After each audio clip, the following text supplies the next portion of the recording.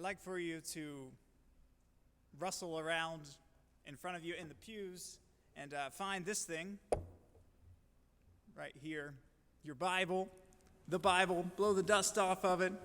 We're going to use this thing today. We're going to be this morning in the book of Micah, which you can find on page 848.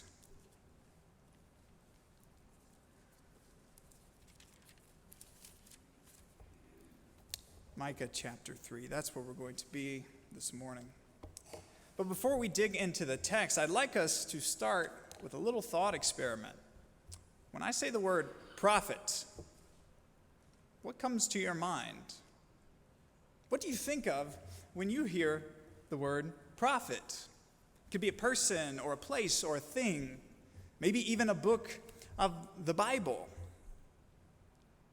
Let me ask it another way.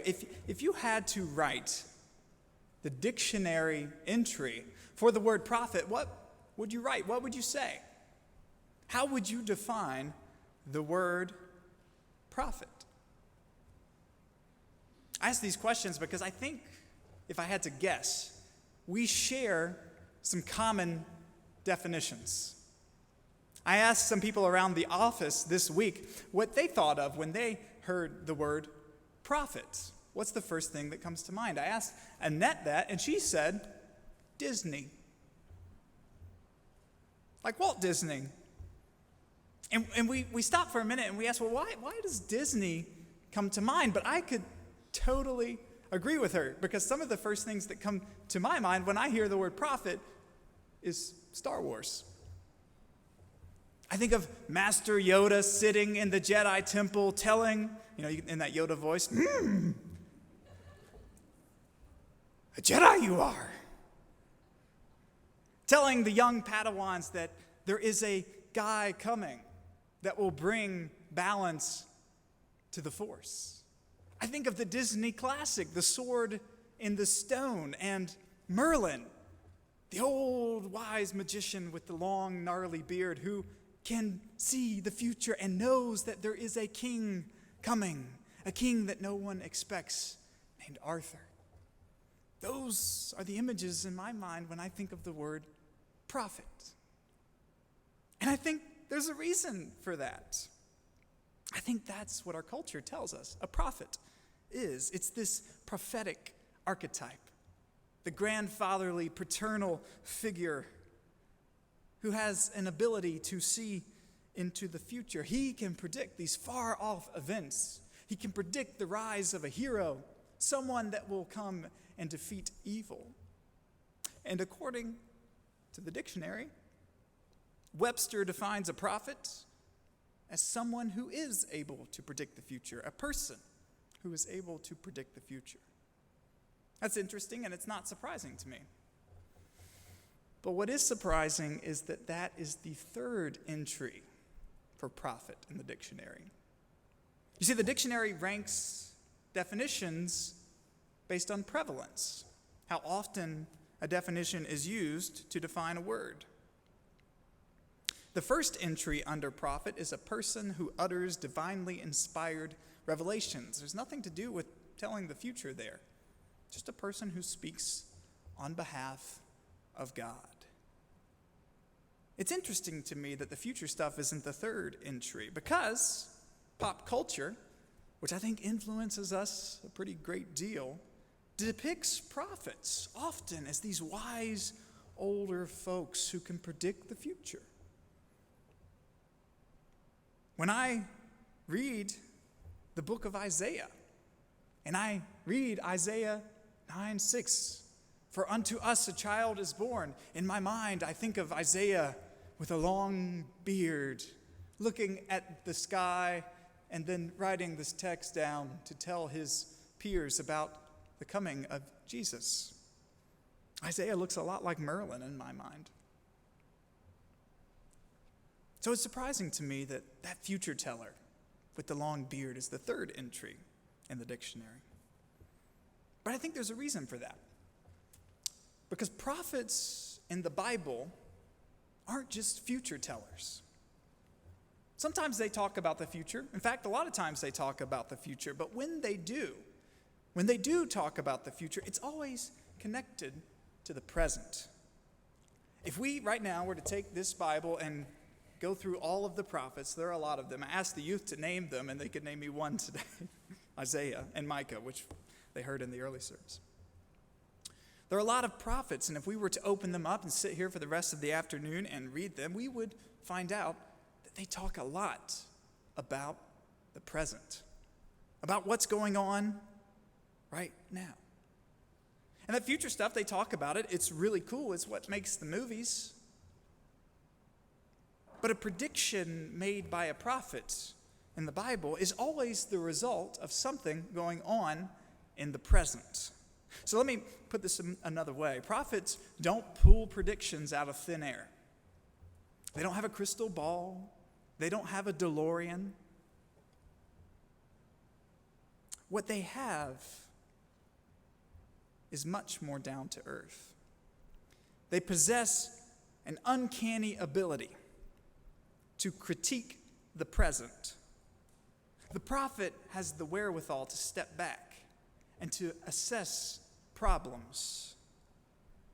The future stuff is a result of that. The prophet can see what God wants today and see the ramifications of ignoring God's will tomorrow. The prophet isn't like Merlin as much as he is like that guy from the movie The Big Short. While everyone else thought the economy was booming, this guy foresaw the housing crisis not because of a crystal ball, but because he took the time and he possessed the ability to step back and assess the underlying problems that everyone else was ignoring. Prophets are like doctors who know that in order to care for people, you can't just treat the symptoms. You have to treat the underlying condition. And like a doctor, a prophet can name it and recommend a course of treatment. But like doctors, prophets are often ignored. Doctors tell us that the key to a healthy life is to get regular exercise, eat a lot of fruits and vegetables, cut down on red meat, drink a lot of water, and get an adequate amount of sleep. If you do these things, there's a good chance you'll be healthy. But how many of you can name at least one or two or three that you don't do? I can. Prophets like to give us lists like these too. And this is what Micah does in chapter 6, verse 8. Instead of telling the Israelites to eat their vegetables to stay healthy, he tells them, if you want Jerusalem to flourish, you must do justice and love kindness and walk humbly with your God. That sounds easy. Kind of like eating your vegetables and getting exercise sounds easy.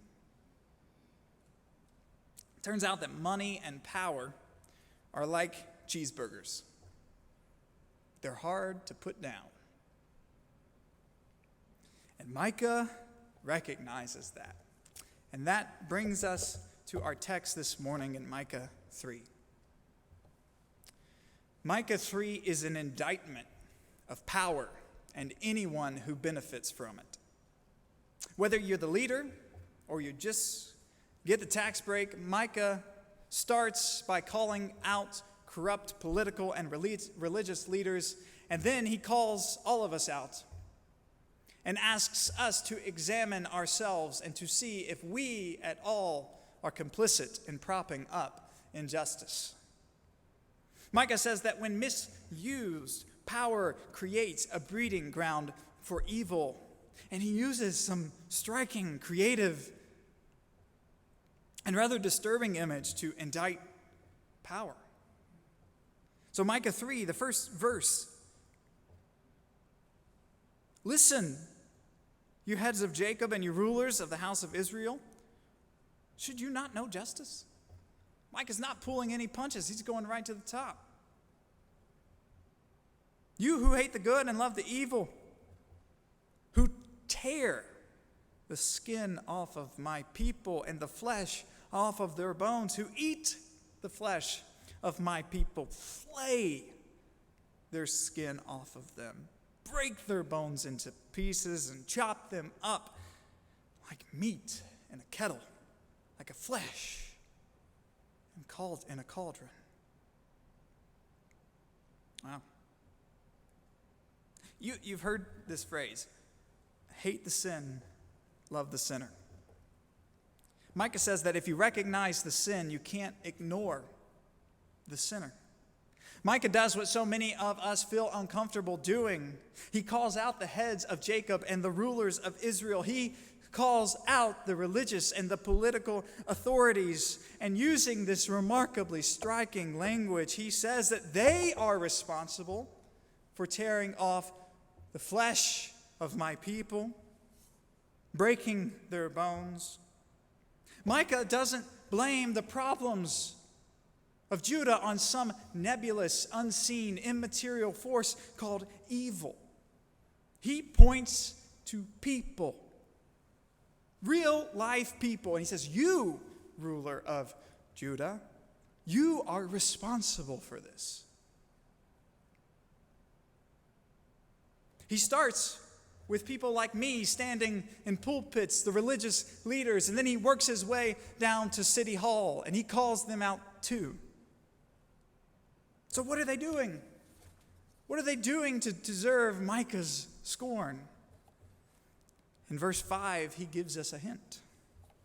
Thus says the Lord concerning the prophets who lead my people astray, who cry peace when they have something to eat, but declare war against those who have nothing to put into their mouths.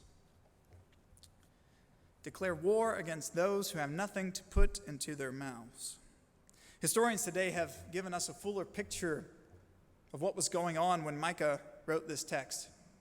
They tell us that because of its proximity to resources, Judah was agriculturally abundant.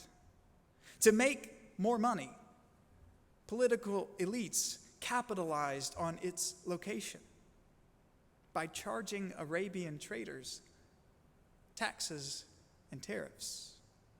These policies enriched the elites, while at the same time, Judah's status as a subject to the Syrian Empire meant that ordinary folks were subject to burdensome taxes. So one historian puts it this way: the political subjugation and trade practices seemed to have functioned to concentrate more wealth in the hands of a few. While the elites grew rich, the poor, and even the middle class felt as if they were being devoured, while the wealthy escaped unscathed. And so this is why Micah writes, you have declared war on those who have nothing to put into their mouth.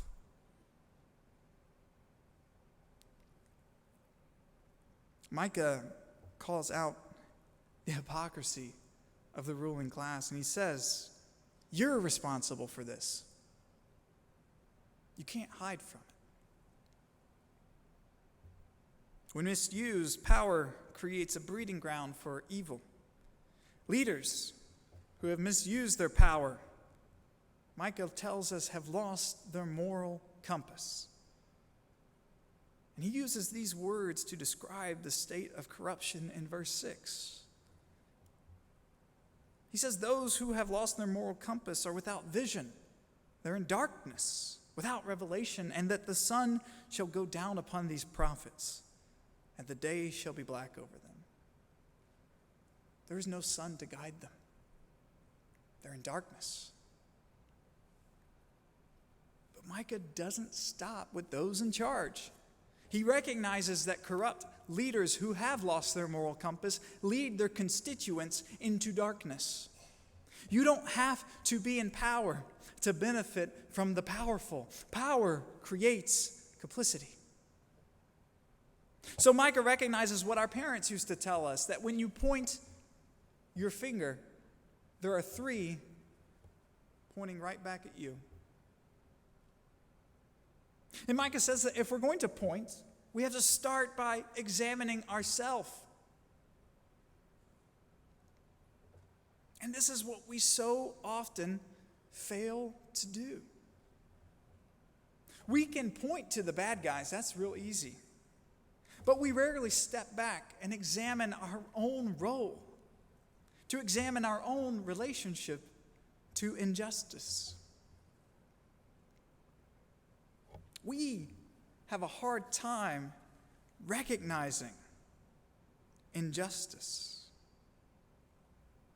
So often when we look back at the past, we say things like, we must judge people based on their historical context. You can't fault a slave owner for owning slaves because everyone else did it too. That's just the way the world was 200 years ago. According to Micah, it's this kind of attitude that perpetuates injustice and prevents progress.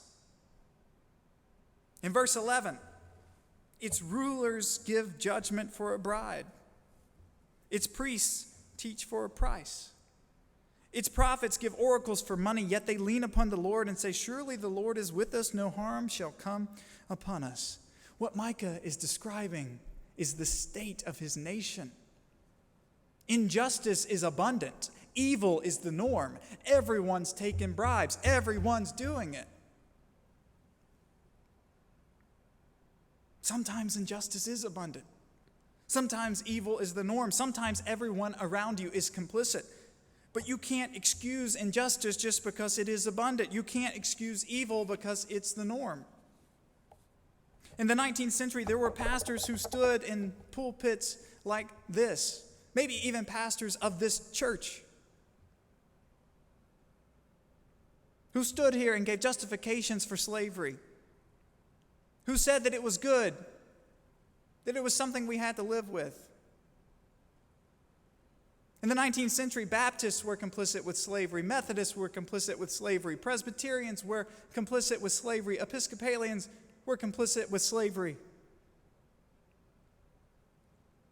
And even when those denominations finally came around to condemning the act of slavery, they continued to accept money from slave owners and ordain slave owners to the ministry.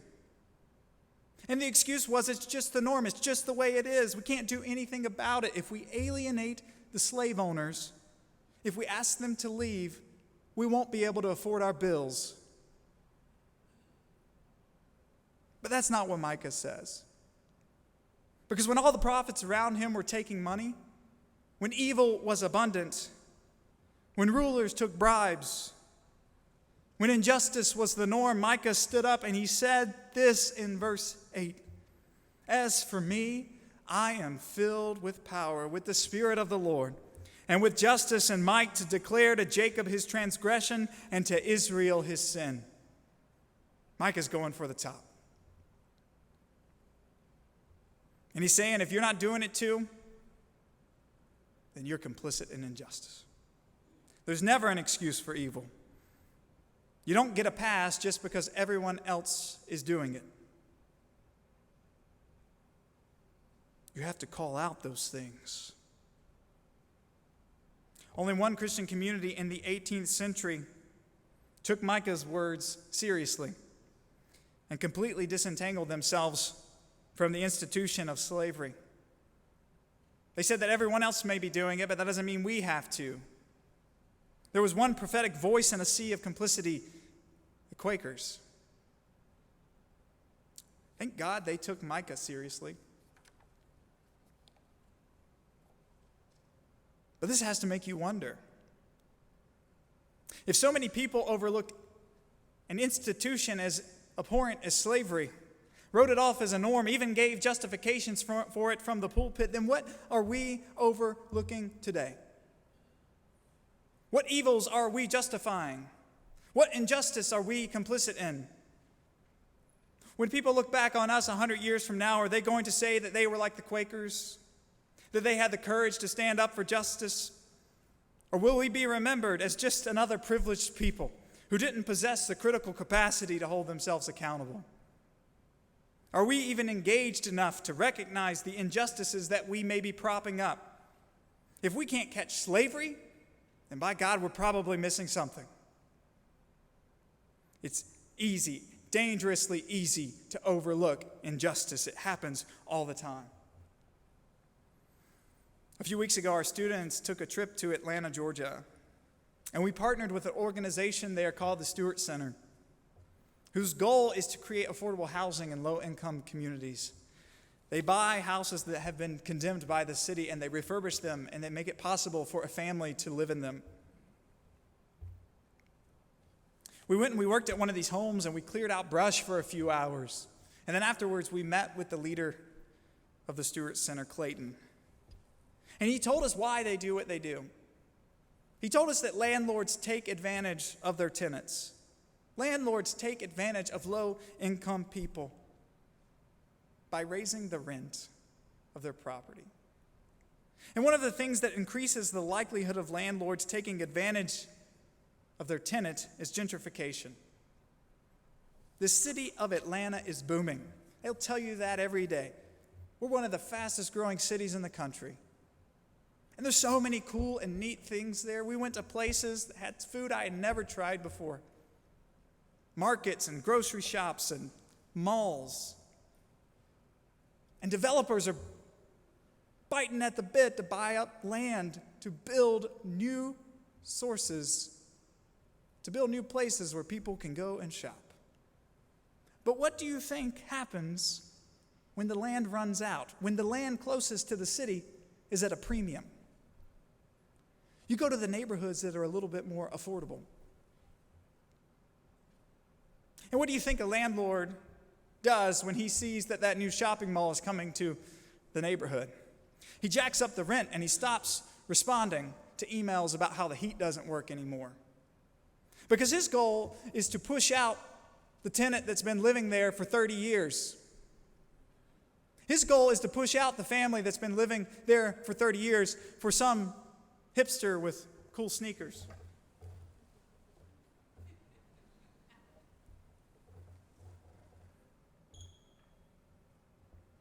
New is coming. And those new kids, they bring this. The landlord is guilty of greed, but it's not just the landlord that's the problem. It's me. It's people who look like me that want to go out and buy the new sneakers in the new shopping mall. It's me when I want to go eat all the new fancy foods at the new fancy food court. It's me when I don't think about how these new places are affecting the community that they're built in.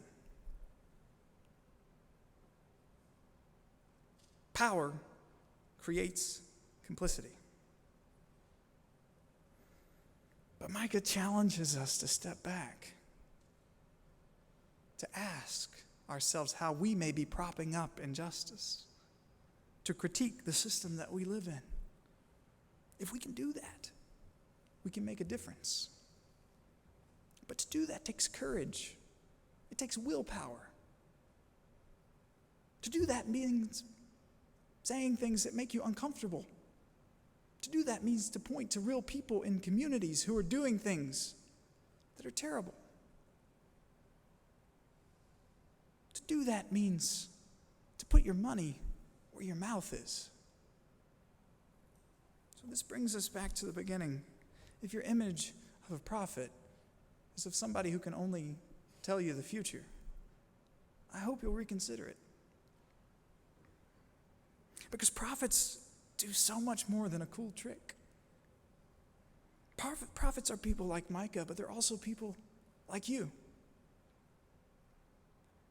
Prophets are people who take the time to stand back and to assess the world's problems, and then to hold those who perpetuate injustice accountable. Amen.